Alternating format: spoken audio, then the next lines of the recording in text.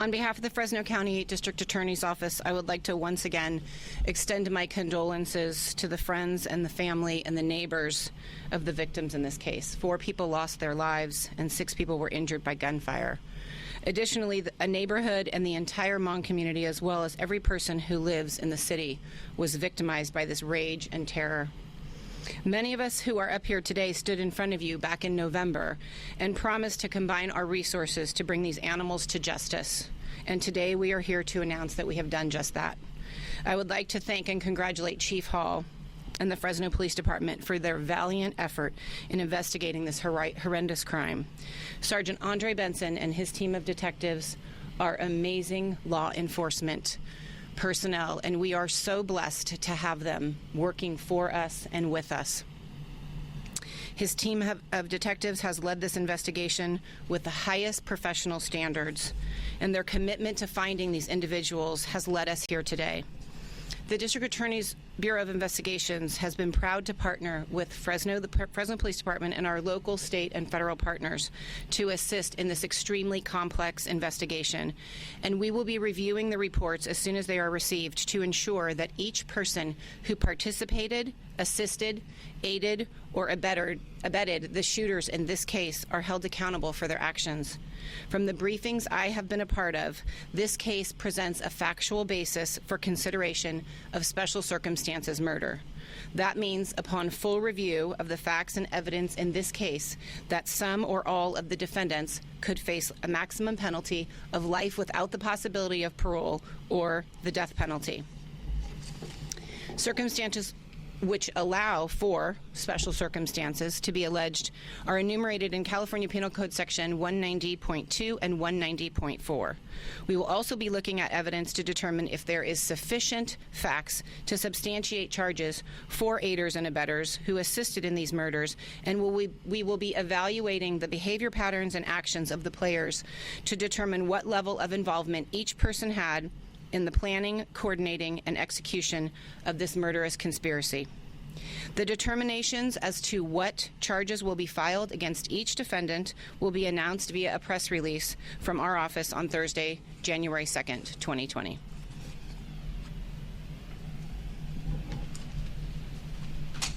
Thank you, Lisa. This time I'd also like to bring up Kurt Sheriff from the United States Attorney's Office. They have been with us every step of the way, giving us advice and guidance. Kurt? Thank you, Chief Hall. Thank you, Chief Hall. Kirk Sheriff with the U.S. Attorney's Office.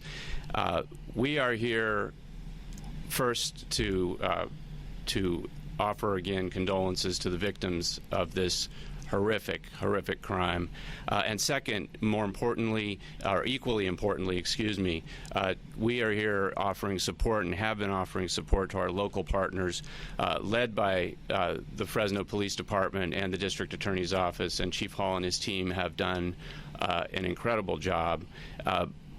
This is also an example under Fresno Police Department leadership of a great law enforcement effort of collaboration and cooperation at multiple levels to bring together resources to bring perpetrators to justice. We're going to continue working and assisting the DA's office and Fresno Police Department as we can, and I want to leave it at that. Thank you.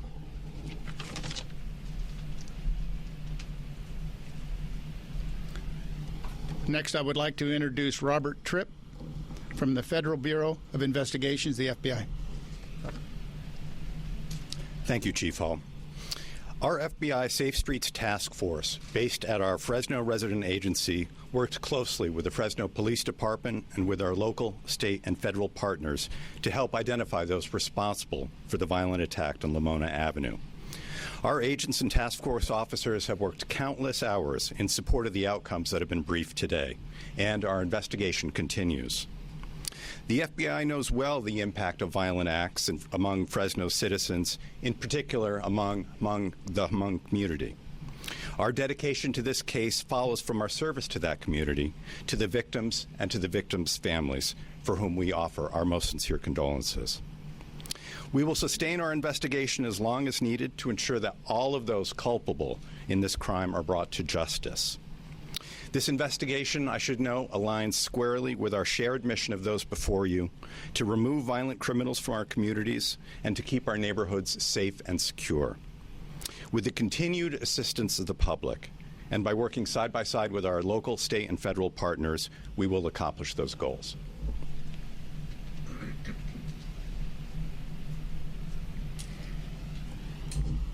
Next, I'd like to ask Tatum King from the Homeland Security Investigations to the podium. Thank you. Thank you, Chief Hall. Good morning, everyone. Also offer our condolences from Homeland Security Investigations out of San Francisco, and most especially our colleagues at the Fresno office who have been working tirelessly with our Fresno Police Department partners, as well as all who are represented here today. Homeland Security Investigations takes the priority area of gang investigations as one of our top issues, one of our top investigative areas that we focus on in the region. During the last fiscal year, which just ended on September 30th, our office made over 240 arrests in the region, including Northern California, just focused on gang cases and gang violators. These are transnational criminal organizations, again, that prey on our most vulnerable members of our community. Alone here, the last 2 years, working again with our outstanding investigative and professional staff here in Fresno, working with our Fresno Police Department partners and other local, state, federal partners, they've made 100 gang-related arrests working on various initiatives. So the work is really, it's ongoing every day. It's a priority for us. We don't want to see crimes like this. We don't want to see victims, innocent victims of our community that are terrorized by these organizations that often employ extortion, other types of violence, again, just to impact the most vulnerable victims of our society. Regarding this case specifically, we had all hands on deck on day one supporting our partners. And again, I applaud the efforts of our Fresno office here, who's represented at this press event. And we are obviously supported, the the Homicide Division and Street Violence Bureau, as well as, again, MAGIC that was already mentioned, the Multi-Agency Gang Enforcement Consortium. Again, all these folks are focused on one thing, and that's public safety, and that's our focus as well. We're focused on criminal investigations to make our community safer where we obviously reside. And frankly, when it comes down to it, working together, you see the impact, you see the results of that. And again, truly, this is not a one agency event, and really all these types of cases are worked together. And again, I applaud the efforts of Fresno Police Department, Chief Hall, for the great work that they've done here, as well as, again, our other local, state, and federal partners. We can't do it alone, and wish you a Happy New Year.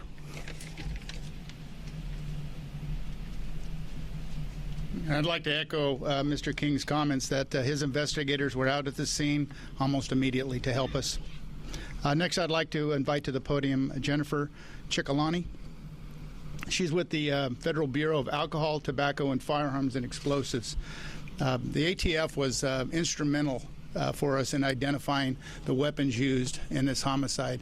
The NIBIN technology that is provided by the ATF has been just a godsend in helping us locate guns that are used in crimes, and I think this is a prime example of this technology. Jennifer? Good morning.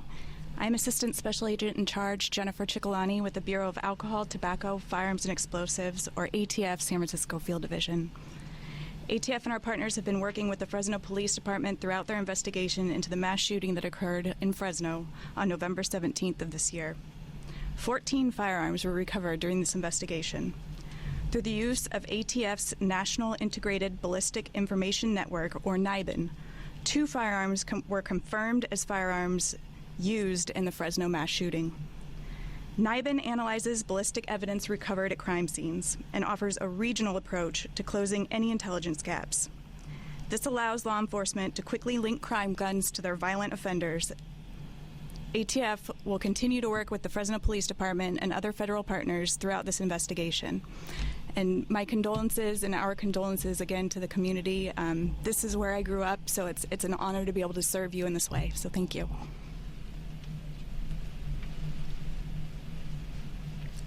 I just can't tell you how proud I am to be part of this team behind me. The dedication and the professionalism of everybody behind me is just amazing, and I'm proud to stand with them. While I know these arrests will provide some form of closure for the victim's family, it will never take away the pain and the sense of loss they're suffering, and I'm sorry for that.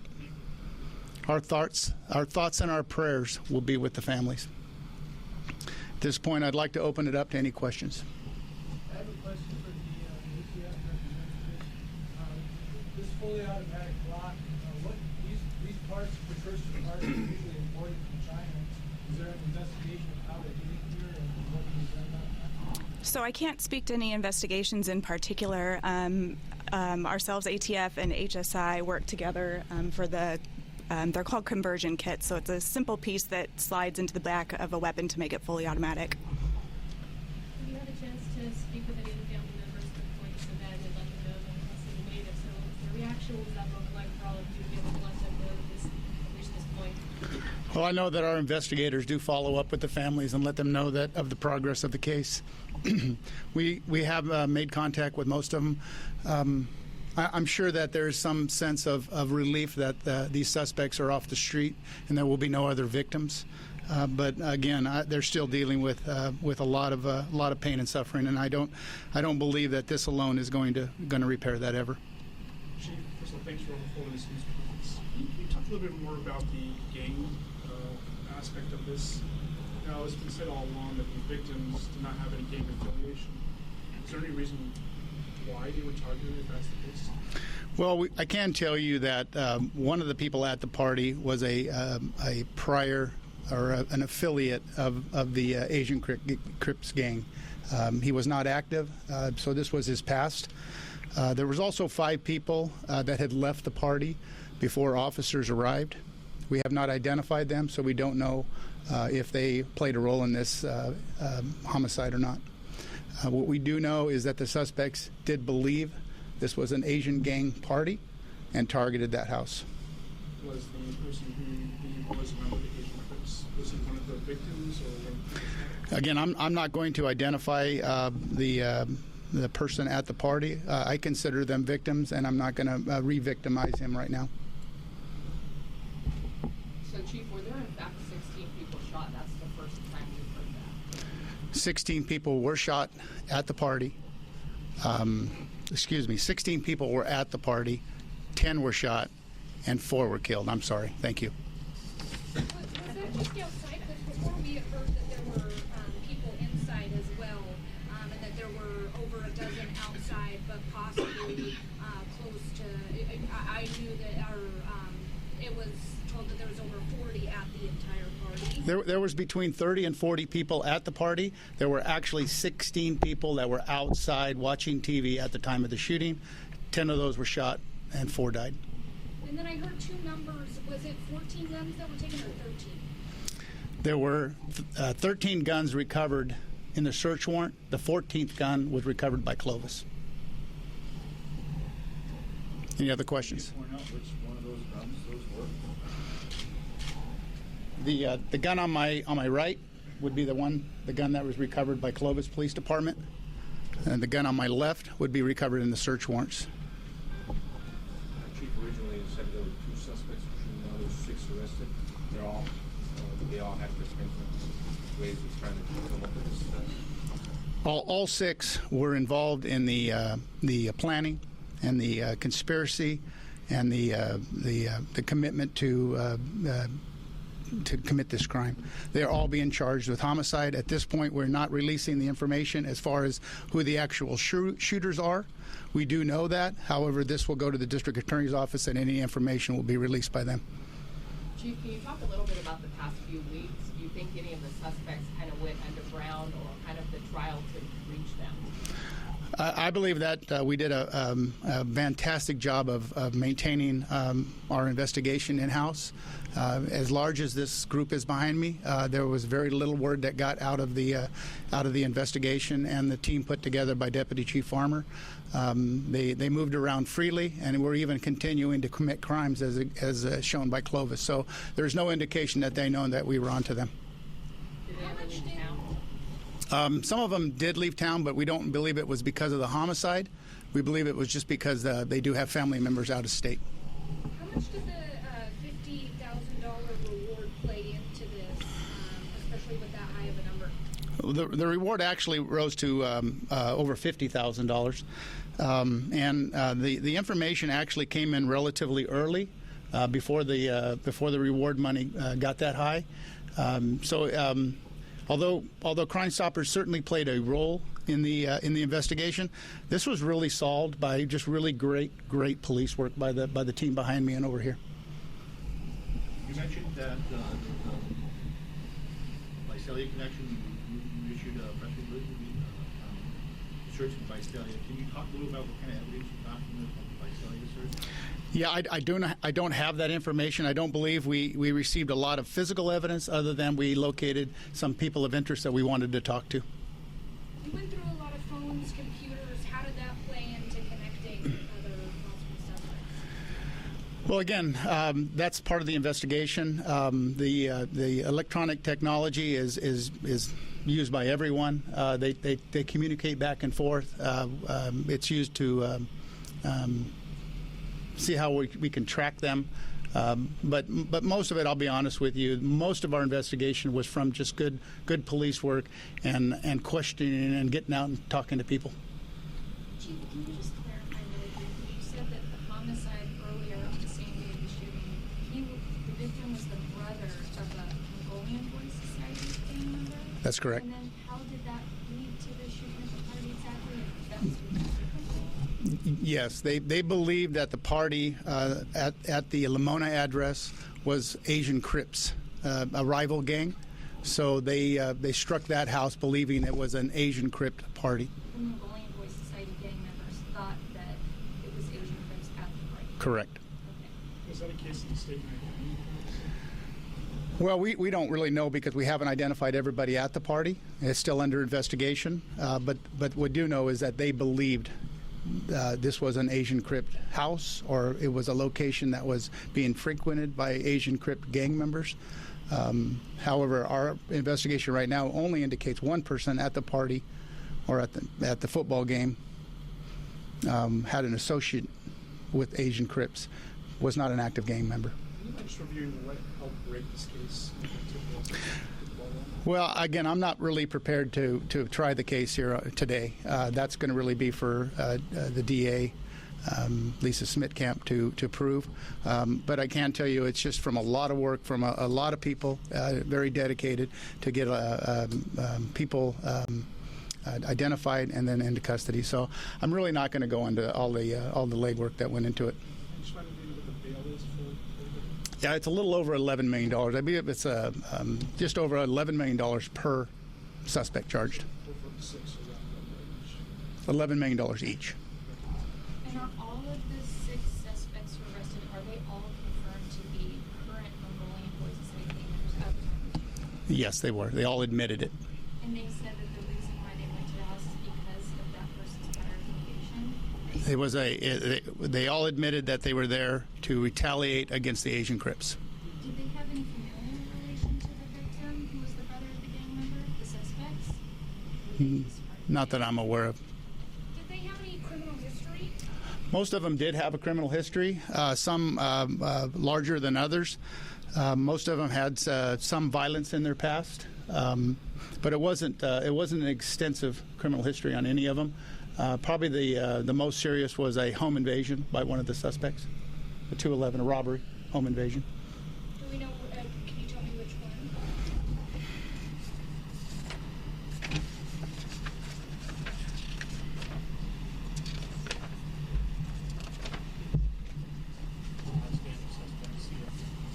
Is that the one that's still outstanding? So that would be Sia Veng, the one we're still looking for, has an outstanding, or had that. He also has an outstanding warrant. Again, most of them had drug charges, some for domestic violence, probation violations, vehicle theft and robbery. It's a variety of charges. What's the status of the 6 victims who didn't survive, and were they ever helpful in the investigation? They've been very cooperative. We've gotten good cooperation from not only the victims but the entire Hmong community. So we're very happy with the support we've gotten from the community as well as the families. They're all out of the hospital. Yeah. Chief Paul, did you say that you had already arrested a suspect in the homicide that occurred that morning? The suspects in the Dwight homicide are still outstanding. This case has actually given us some additional investigative leads that we're following up now. And is that person believed to be an agent? Yes. Chief, you set up the Asian Gang Task Force in the wake of this. What's next for that task force? Is it beefed up, expanded? Well, right now we still have a lot of work to do. There's a lot of follow-up. There may be additional arrests. There certainly could be additional charges. So right now we'll be continuing the work and staying together, but we won't keep a task force together. This was specific to this case, and once they are brought to justice and that's finished with the prosecution, then we'll rest. Chief, I'm not sure if you answered this before. Were any of the suspects related to any of the victims? Not to my knowledge, no. Chief, the suspect who was arrested by the Clovis PD, was he involved in active like that day when he shot? He was there, and the gun was used. The suspect that Clovis PD arrested for mail theft has been arrested in the Lamona homicide, so he is one of our suspects in the Lamona homicide. Does that answer your question? Okay. How serious are the rivalries between these different Asian gangs? This is a long-standing rivalry situation, or something that's new? This is a long-standing rivalry between these. We haven't had significant violence. It was on the rise, as I indicated at the first press conference. But we believe it was in retaliation to a specific event. Chief, you said one of the guns was stolen from out of state, but the rest of the guns they illegally acquired, or they stole it? Well, there's still a lot of investigation on the guns. We do know the gun, the .40 caliber over on my left, is stolen out of Oklahoma. The gun on my right, the Glock, was from out of Arizona. We're still following up on that to determine the status of that gun. That'll conclude it. Thank you.